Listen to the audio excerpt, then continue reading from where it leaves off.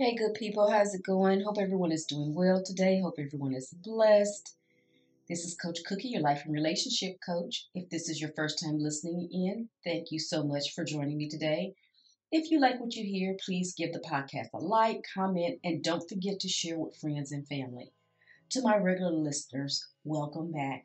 And I want you to know that you're greatly appreciated. Here at Rise and Higher, I'm going to give you some snippets for success to not only help you to survive, but to help you thrive. Now, for the month of June, I'm taking a break from doing my entire podcast show and focusing on some questions that you may have, or simply just take some time to provide words of encouragement to keep you motivated during your healing journey. So, today on Rising Higher, I want to tell my story about what I went through with my son while raising him, and as an adult, how he reinvented himself. So, today, I want to give a word of encouragement to everyone under the sound of my voice. But in my spirit, I just had a special message that I want to give to the men. So everyone can take this message to heart. But when I thought about the message, I was thinking about the men. And with this message, I want to remind the men to not allow your past to define your future. So, to all my single mothers out there raising sons, it's hard, but when you get the work in and instill the right morals, values, don't give up. Keep pushing and see what God will do. Just wait and see what God is going to do on your behalf. Yes, I too was a single parent and I divorced my kid's father when my son was 6 and my daughter was 8. I believe that I was like that all American mother. I went to his games, his plays, karate tournaments, his wrestling matches, his concerts. He was a really good actor, so he had his own personal acting agent at the age of 7. He was in this part-time international drill team, so he traveled a lot with them. He was a really smart kid, and he was in an acting club, debate team, and chess club. He graduated from high school at 15 years old and immediately started college at Lincoln University in Jefferson City, Missouri. I worked hard so I could instill morals and values in this child. But at some point in his life, he jumped off the moral and the value train.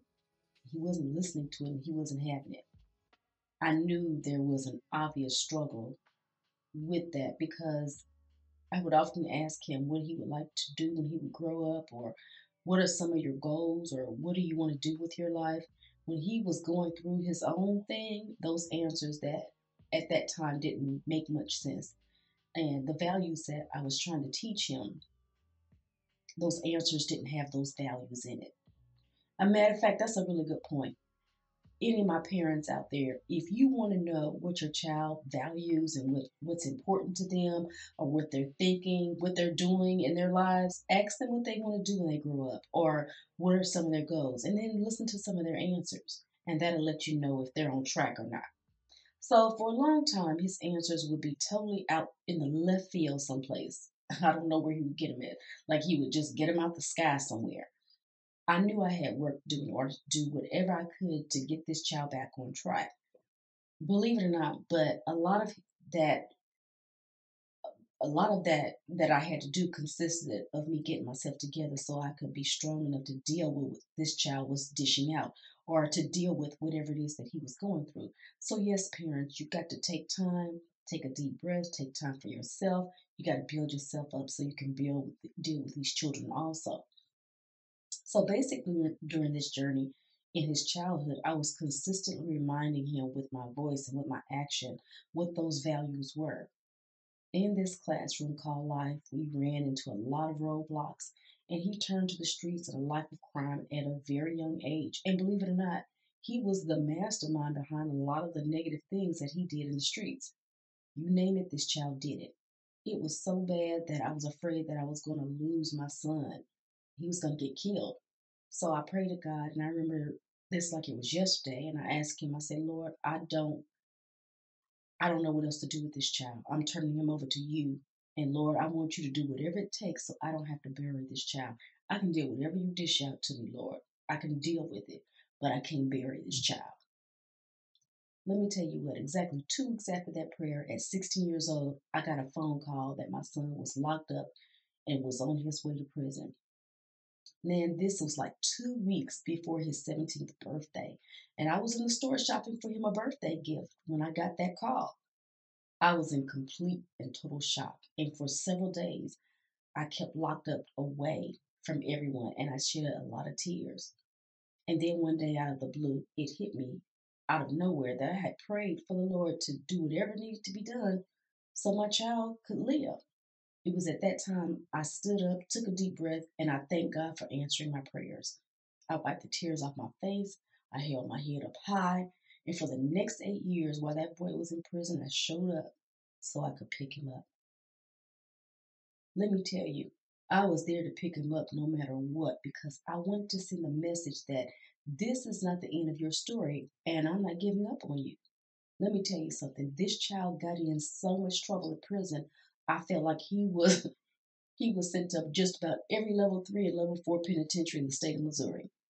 But I didn't fuss, I didn't complain, I didn't argue with him. I simply told him, you're never going to get out of here until you've learned why you were sent here. That was the only thing that I would tell him over and over again. I never told him anything else about prison or helping him or anything else or how he's going to get out. Let me tell you what, I was there even when I didn't feel like it. I was there when I was sick in my body. I showed up. When I didn't feel like it, I showed up. There was ice on the roads. I showed up. There was snow on the ground. I showed up. This place would be out in the boondocks somewhere. It didn't matter. I showed up.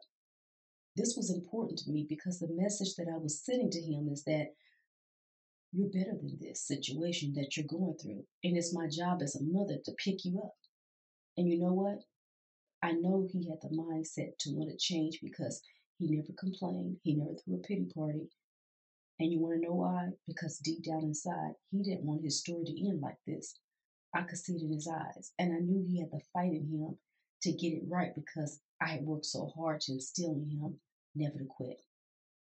So you know what I did? I continued to pick him up. Now it took some time because he was not good at following directions while being locked up in the penitentiary.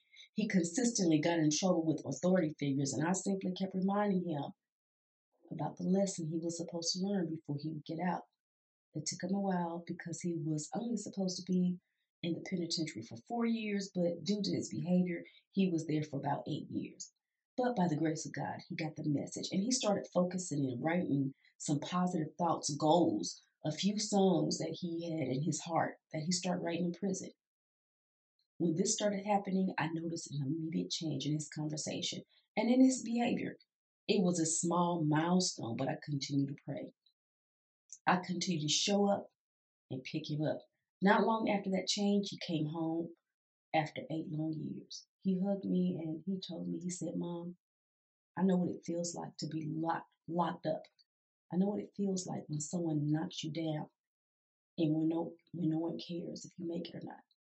He told me, thank you, Mom, for being there for me and having my back after all these years. It was at that time I asked him that same question I used to ask him when he was a young boy at home. I remember the question too. I remember saying, Son, you have had some tough times, some tough years behind you. What are some of your goals? What's next in your life? He looked at me and he told me, I want to please God and I would never serve two masters again. I remember this conversation like it was yesterday, and I remember tears running down my face. And I knew he grew up because his answers showed me that he was developing and starting a vision that incorporated some values that made sense. After he answered my question, I looked at him and I told him, that's a great start. And I want you to know that if you stay on track, I will always be here for you when you need me. And I'll be here to pick you up. I got your back. This entire moment just takes me back to when I used to go to the track meet and watch the athletes run the 440 race. You know what I'm talking about. The first person takes off as fast as they can with that baton in their hand, and then when it's time for the next person to take the baton, you can hear the runner behind them yelling, "Stick!" The runner that is getting ready to run next looks back a little and then they grab that baton and start running and then they don't look back. That's what it felt like the day when my son got out of prison. I felt like I yelled, "Stick!" And he looked back at me, grabbed the baton, and started running. and he never looked back. It's been about 10 years since he's been out of prison. I'm here to tell you that this child has reinvented himself. He's been married for almost 8 years, and he and his wife have three beautiful children together. And yes, I see him pick his children up like I used to pick him up. No matter how long his workday was, what he had to deal with or face that day, how tired he was, he would come home and pick those children up. These kids would be so glad to see him come home, and they would start jumping up and down, start screaming and hollering, "Daddy, Daddy." He wouldn't say anything bad or negative, he would just pick them up. But as funny as it may sound, the children knew that was exactly what he was going to do, was to pick them up. It was like the children were saying, "This is what you're supposed to do, Daddy. You're supposed to pick us up." In addition to his beautiful family, he has his own music studio where he writes, sings, and produces his own gospel music. He has a real estate company, and he and his wife have a company called Pure Spirit Publicity where they work on branding and advertisements for various corporations.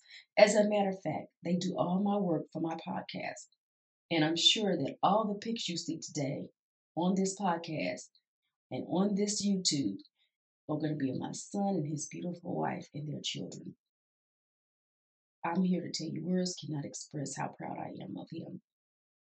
So now that you've heard my story about me and my son, I want everyone under the sound of my voice that is responsible for raising a son to understand how important it is not to give up on him and remember no matter what to pick him up. Coach Cookie, you don't know what you're saying. You don't understand. My son is a drug addict. I don't care. Pick him up. My son is a pimp. I don't care. Pick him up.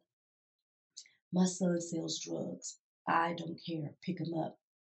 My son is disrespectful and doesn't listen to me. I don't care. Pick him up. My son is involved in a gang. I don't care. Pick him up. My son keeps messing up and going in and out of prison. I don't care. Pick him up. Let me tell you guys something. When my son got locked up at the age of 16, that wasn't the first time he got locked up. He got in trouble in middle school and high school. It just so happened that when he got in trouble at 16, he was old enough in the state of Missouri to be sent to prison. That's all. Yes, these were not small things that he had done either. Let's be real clear. I've been there, done that. Been there and done that with this child. So by the time he went to prison, he was a 4-count felon. That gives you a really good idea, gives you a really big picture of what I was dealing with when it came to my son. But I don't really want to talk much about what he actually had done. It's not really important. And to be honest with you, it's not my story to tell, it's his story to tell.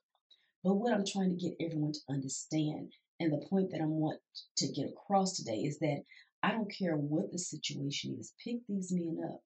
Our men are being left behind because of broken homes. It's time to pick these men up so they can take their rightful place in our society, in our homes, in our communities.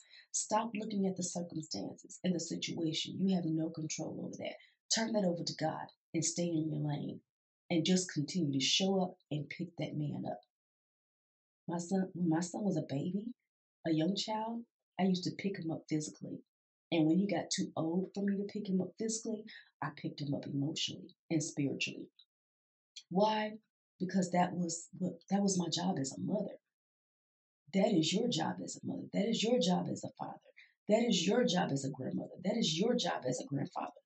Listen to me. Picking that son up becomes a spiritual connection, and he will learn to understand the power of change, and he will change his perspective. And this is the mindset that will encourage them to reinvent themselves. When he develops that new mindset, this will motivate him to not only allow his past, not only to not allow his past to define who he is. So the legacy continues, and you pick your son up and encourage him, and so on. As as a result, these young fathers will learn to pick their sons up. They will grow up to feel good about themselves and find their place in society. Now, don't get me wrong, there will be some challenges and roadblocks and mistakes made during the journey. There are going to always be mistakes during the journey called life. That's okay. Just remember to be there for each other mentally, emotionally, and spiritually. And those mistakes that you make along the way, Never allow them to find who you are today. If no one else has told you today, I love each and every one of you. I can't wait to hear your stories. Remember, I'm here for you, so I want to be able to bring content that meets your needs. So if you have any questions that you would like for me to answer, or if you have a topic that you would like for me to do an episode on, please let me know. Anyone that needs one-on-one coaching, please hit me up at heycoachcookie@gmail.com.